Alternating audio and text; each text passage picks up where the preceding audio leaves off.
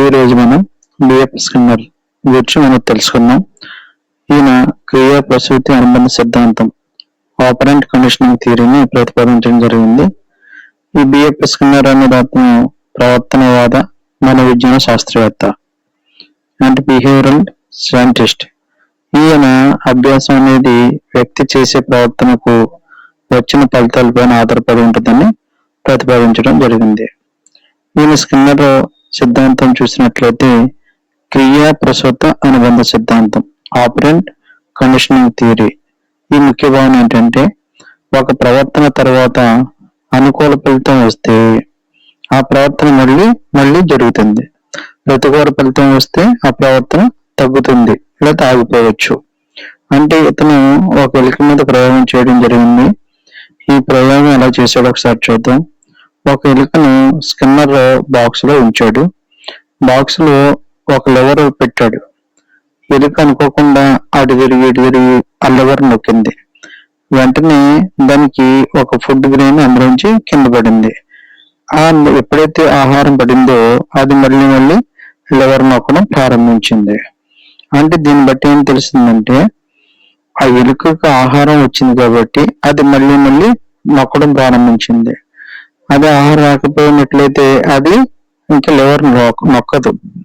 అంటే దీన్ని బట్టి ఏం అర్థం అవుతుందంటే మనకి బహుమతి లభించిన ప్రవర్తన బలపడుతుంది. అంటే బహుమతి ఏమైనా వచ్చింది అనుకోండి, ఆ ప్రవర్తన బలపడుతుంది. బహుమతి రాకపోతే ప్రవర్తన ఆటోమేటిక్ గా నిర్వీర్యం అయిపోతుంది. ఇక్కడ ఉపబలనం ఏంటంటే రీఇన్ఫోర్స్మెంట్. సానుకూల ఉపబలనం అంటే పాజిటివ్ రీఇన్ఫోర్స్మెంట్. దాన్ని బట్టి చూస్తే మనం మంచి ప్రవర్తన తర్వాత బహుమతి ఇవ్వబడుతుంది. అంటే ఉదాహరణ ఏంటంటే పాజిటివ్ రీఇన్ఫోర్స్మెంట్ లో ఉదాహరణ ఏంటంటే విద్యార్థి హోంవర్క్ చేస్తే టీచర్ ప్రశంసించడం. ఎప్పుడైతే టీచర్ పొగిడాడో ఆ విద్యార్థి చక్కగా ఇంకా ముందుగానే హోంవర్క్ చేయడం ప్రయత్నం చేస్తాడు. అలాగే మంచి మార్కులు వచ్చినప్పుడు విద్యార్థిని మనం పొగిడామనుకోండి, లేదా బహుమతి ఇచ్చామనుకోండి, ఏమవుతుంది, ఆ విద్యార్థి ఇంకా బాగా చదవటం జరుగుతూ ఉంది. అంటే ఫలితం ఏంటంటే ప్రవర్తన పెరుగుతుంది. రెండవది ప్రతికూల ఉపబలనం. ఈ ప్రతికూల ఉపబలంలో మనం చూసినట్లయితే నెగిటివ్ రీఇన్ఫోర్స్మెంట్ అంటాం దీన్ని. అసౌకర్యాన్ని తొలగించడం ద్వారా ప్రవర్తనను పెంచటం. అంటే ఏంటి, ఇక్కడ ఉదాహరణ ఎగ్జాంపుల్ చూసామనుకోండి, విద్యార్థి పని పూర్తి చేస్తే అదనపు పని తొలగించటం. సీట్ బెల్ట్ పెట్టుకుంటే కారులో హెచ్చరిక శబ్దం ఆగిపోతుంది. ఒకవేళ మనం సీట్ బెల్ట్ పెట్టుకోలేదనుకోండి, అలా మోగుతూనే ఉంటుంది. అంటే ఫలితం ఏంటంటే ప్రవర్తన పెరుగుతుంది. అలాగే శిక్ష పనిష్మెంట్ లో మళ్ళీ రెండు ఉంటాయి. పాజిటివ్ పనిష్మెంట్ ఉంటుంది, నెగిటివ్ పనిష్మెంట్ ఉంటుంది. అంటే పాజిటివ్ పనిష్మెంట్ ఏంటి, చెడు ప్రవర్తన తర్వాత అసౌకర్యం కలిగించటం. ఉదాహరణ ఏంటంటే తరగతి గదిలో అల్లరి చేస్తే మందలించడం అనేది మనం పాజిటివ్ పనిష్మెంట్ కింద వస్తుంది. అలా కాకుండా నెగిటివ్ పనిష్మెంట్ అంటే ఇష్టమైన వస్తువు లేదా హక్కును తీసివేయటం. అంటే ఇష్టమైన వస్తువు లేదా హక్కుని అంటే ఎలాగా, ఉదాహరణ మొబైల్ ఫోన్ ఉపయోగాన్ని నిలిపేసానుకోండి, ఏమవుతుంది, ప్రవర్తన తగ్గిపోతుంది. అంటే దాని గురించి ఆలోచించడం కానీ ఇవన్నీ కూడా తగ్గిపోతాయి. ఇది నెగిటివ్ పనిష్మెంట్. అలాగే మనం షేపింగ్ ఆకృతీకరణ అంటాం. అంటే కోరుకున్న ప్రవర్తనను చిన్న దోషాలుగా నేర్పించడం. అంటే షేపింగ్ అన్నమాట, ఆకృతి. ఉదాహరణకి ఏంటంటే పిల్లాడికి సైకిల్ తవ్వడం నేర్పేటప్పుడు సైకిల్ పై కూర్చోవటం తెలియదు కదండి. అలాగే బ్యాలెన్స్ నేర్చుకోవటం, అలాగే పెడలింగ్ చేయటం, పూర్తిగా తొక్కడం. అంటే ఏంటి, ఆ షేపింగ్ ఆకృతి అలవాటు పడాలి.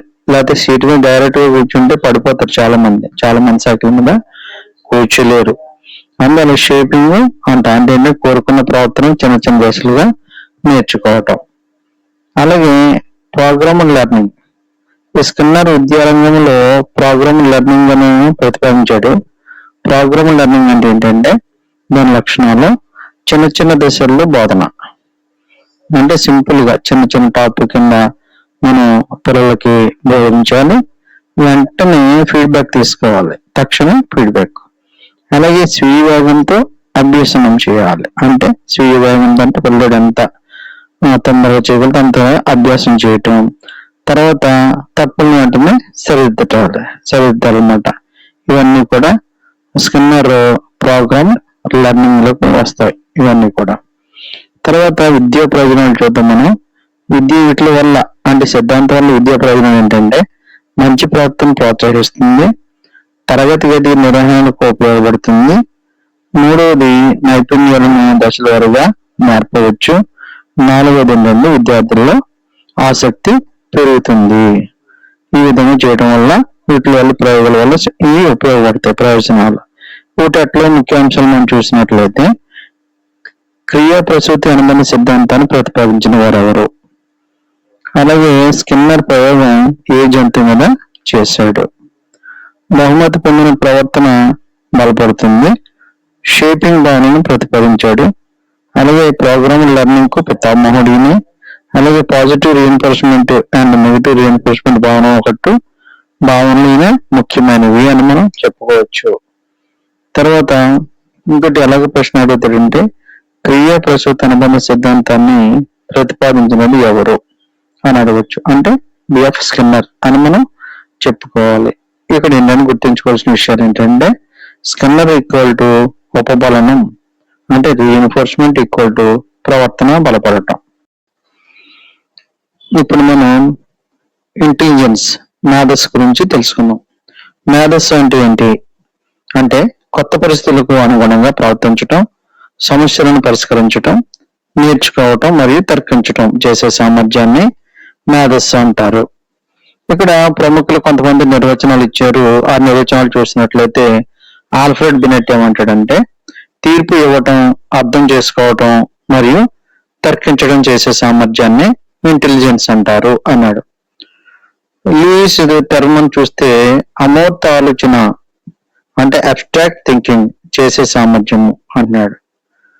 డేవిడ్ వెస్లర్ ఏమంటాడంటే లక్ష్యంతో కూడిన చర్యలు చేయటం, తర్కబద్ధంగా ఆలోచించటం మరియు పరిసరాలకు అనుగుణంగా ప్రవర్తించడం చేసే సమగ్ర సామర్థ్యము, దీన్నే మనం ఇంటెలిజెన్స్ అంటాం అని అన్నాడు. ఈ 4 1 2 3 ఈ ముగ్గురు సిద్ధాంతాలు చూసాం కదండి. ఇప్పుడు మేధస్సు యొక్క సిద్ధాంతాలు చూద్దాము. ఎలాగని మేధస్సు సిద్ధాంతాల్లో చూసినట్లయితే మొట్టమొదటిది ఏకకారక సిద్ధాంతం, యూనిటరీ థియరీ. దీన్ని ఆల్ఫ్రెడ్ బినెట్ ప్రతిపాదించడం జరిగింది సిద్ధాంతాన్ని. అంటే ఇతని ప్రకారం ఏంటంటే మేధస్సు అనేది ఒకే సామర్థ్యం ఉంటుంది, మేధస్సు అనే దానికి ఒకే సామర్థ్యం ఉంటుంది, అన్ని పనుల్లో కూడా ఒకే మేధస్సు పనిచేస్తుంది అన్నాడు. అంటే ఏకకారక సిద్ధాంతాన్ని ప్రతిపాదించిన వారు ఎవరంటే ఆల్ఫ్రెడ్ బినెట్. రెండవది ద్వికారక సిద్ధాంతం అంటే 2 ఫ్యాక్టర్స్ థియరీ. దీన్ని చార్లెస్ స్పియర్మన్ ప్రతిపాదించడం జరిగింది. అంటే ఈయన సిద్ధాంత ప్రకారం ఏంటంటే మేధస్సులో 2 రకాల కారకాలు ఉంటాయి. అది ఒకటి జీ ఫ్యాక్టర్, రెండవది ఎస్ ఫ్యాక్టర్. జీ ఫ్యాక్టర్ అంటే జనరల్ ఇంటెలిజెన్స్, ఎస్ ఫ్యాక్టర్ అంటే స్పెసిఫిక్ ఇంటెలిజెన్స్. అంటే జనరల్ ఫ్యాక్టర్ అంటే ఏంటి, అన్ని పనులకు అవసరమైన సాధారణ మేధస్సు అని అర్థం. స్పెసిఫిక్ ఫ్యాక్టర్ ఏంటంటే ప్రత్యేక పనులకు మాత్రమే అవసరమైనటువంటి మేధస్సు అని చెప్తా ఉంటాడు. అంటే ద్వికారక సిద్ధాంతాన్ని ప్రతిపాదించిన వారు ఎవరంటే చార్లెస్ స్పియర్మన్. అంటే జీ ఫ్యాక్టర్, ఎస్ ఫ్యాక్టర్. ఇక్కడ మూడవదిగా బహుకారక సిద్ధాంతం, మల్టీ ఫ్యాక్టర్ థియరీ. దీన్ని ఎడ్వర్డ్ థార్న్డైక్ ఈ సిద్ధాంతాన్ని ప్రతిపాదించడం జరిగింది. అంటే ఈయన ప్రకారం ఏంటంటే మేధస్సు అనేక చిన్న సామర్థ్యాల సమాహారం అని చెప్పడం జరుగుతుంది. అంటే చిన్న చిన్న సామర్థ్యాలు అంటే మేధస్సు అంటే చిన్న చిన్న సామర్థ్యాల కింద విడేసుకోవాలని చెప్తున్నాడు. ఈ విషయంలో పెద్ద ఎక్కువగా ఏం లేదు. బహుకారక అనగానే మాకు అర్థమవుతుంది కదండి, బహు అంటే ఎక్కువగా అని అర్థం అవుతుంది. అందువల్ల దీని గురించి పెద్దగా మనం చదవాల్సింది అయితే ఏం లేదు, కానీ చిన్న చిన్న సామర్థ్యాలను చేసుకొని అన్ని కలుపుకొని సాధించటమే బహుకారక సిద్ధాంతం. దీన్ని మల్టీ ఫ్యాక్టర్ థియరీ అంటారు. నాలుగవదిగా ప్రాథమిక మానసిక సామర్థ్యాల సిద్ధాంతం, దీన్ని లూయిస్ థర్స్టన్ ప్రతిపాదించడం జరిగింది. ఇతని ప్రకారం ఇందులో 7 సామర్థ్యాలు ఉంటాయని చెప్పడం జరిగింది. శాబ్దిక గ్రహణం, పద ప్రవాహం, సంఖ్యా సామర్థ్యం, స్థల అవగాహన, అలాగే జ్ఞాపక శక్తి, గ్రహణ వేగం, ఇంకా తార్కిక శక్తి. ఇవి 7 రకాలైనవి ఉంటాయి. 7 రకాలైన సామర్థ్యాలు ప్రతి వ్యక్తిలో ఉంటాయి అని చెప్పడం జరిగింది.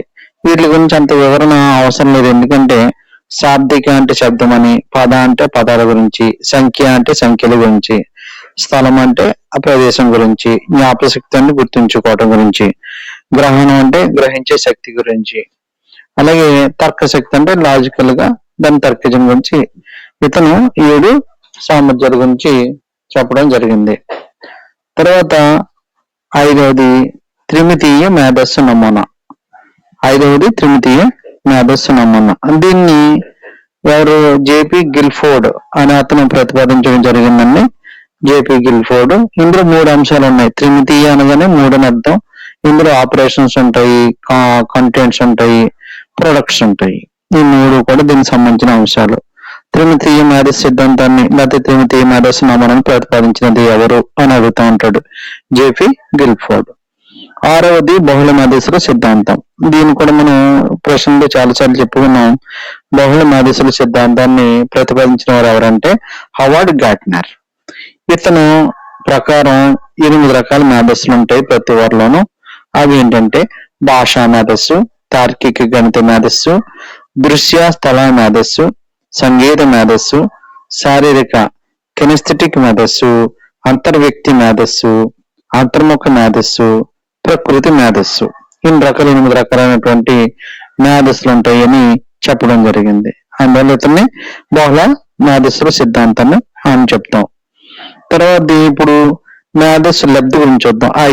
ఐక్యూ అంటే ఇంటెలిజెన్స్ కోషియంట్ గురించి చూద్దాం. దీని గురించి మొట్టమొదటి ప్రయోగం చేసిన వారు ఎవరంటే విలియం స్టెర్న్ ఆయన చేశాడు. ఇందులో IQ equal to mental age divided by chronical age into 100 ఇలా అనేటువంటి సూత్రాన్ని ప్రతిపాదించాడు. కొన్ని ఎగ్జామ్లో ఐక్యూకి ఈ సూత్రం ఏది కరెక్ట్ అని ఇచ్చాడు కొన్నిసార్లు పాత ప్రీవియస్ పేపర్స్ లో. ఐక్యూ ఈక్వల్ టు అంటే ఐక్యూ అంటే ఇంటెలిజెన్స్ కోషియంట్ అంట, mental age divided by chronical age into 100 అంటే మానసిక వయసు డివైడెడ్ బై శారీరక వయసు ఇంటూ 100 అని అర్థం. ఇక్కడ ఎగ్జాంపుల్ ఎలా క్యాల్కులేట్ చేస్తామంటే ఉదాహరణకి మానసిక వయసు 12. దీనికి కూడా కొన్ని టెస్టులు ఉంటాయండి. ఆ టెస్టుల్లో మానసిక వయసుని నిర్ధారించారు. ఆ టెస్టులో పాస్ అయితే ఎక్కువ మార్కులు వచ్చినాయి. సపోజ్ ఎగ్జాంపుల్ మనం ఇక్కడ చెప్తున్నాం, మానసిక వయసు 12 వచ్చింది. అలాగే శారీరక వాస్తవ వయసు వచ్చేసరికి 10 వచ్చింది. అంటే ఇక్కడ ఇంటెలిజెన్స్ కోషియంట్ అంటే ఇతనికి మానసిక లబ్ధి ఎంత ఉంటుందంటే మేధస్సు అంటే తెలివితేటలు ఎంత ఉన్నాయంటే IQ equal to 12/10 into 100 that equal to 120 అని ఇక్కడ నిర్ధారించడం జరిగింది. ఇంతవరకు మనం నేర్చుకున్నాం కదా. ఇప్పుడు మేధస్సు పరీక్షల గురించి చూద్దాం. ఇంటెలిజెంట్ టెస్టుల గురించి. ఇంటెలిజెంట్ టెస్టుల గురించి చూసినప్పుడు 3 సైంటిస్టులు మనకు కనబడుతూ ఉంటారండి ఇక్కడ. ఒకటి ఆల్ఫ్రెడ్ బినెట్ ఒకడు, లూయిస్ టర్మన్ ఒకడు, అలాగే డేవిడ్ వెస్లర్. ఈ 3 మనకి సైకాలజిస్టులు కనబడుతూ ఉంటారు. ఇందులో ఆల్ఫ్రెడ్ బినెట్ మొట్టమొదటిగా ఈ దేని టెస్ట్ చేశాడంటే బినెట్ సైమన్ టెస్ట్ అంటారు. అతను ఉపయోగించింది Binet Simon test. Louis Terman ఉపయోగించింది స్టాన్ఫోర్డ్ బినెట్ టెస్ట్. ఈ 2 కన్ఫ్యూజ్ లేకుండా మనం చూసుకోవాలండి. ఎందుకంటే ఆల్ఫ్రెడ్ బినెట్ ఉంది కాబట్టి బినెట్ సైమన్ టెస్ట్ అని చెప్పగలుగుతాం. లూయిస్ టర్మన్ వచ్చేసరికి ఇందులో కూడా స్టాన్ఫోర్డ్ బినెట్ టెస్ట్ అని ఉంది కాబట్టి మనం బినెట్ అనుకుని కన్ఫ్యూజ్ అయ్యే అవకాశం ఉంది. కాబట్టి లూయిస్ టర్మన్ అయితే Stanford Binet test, Alfred Binet అయితే బినెట్ సైమన్ టెస్ట్ ఉపయోగించారు.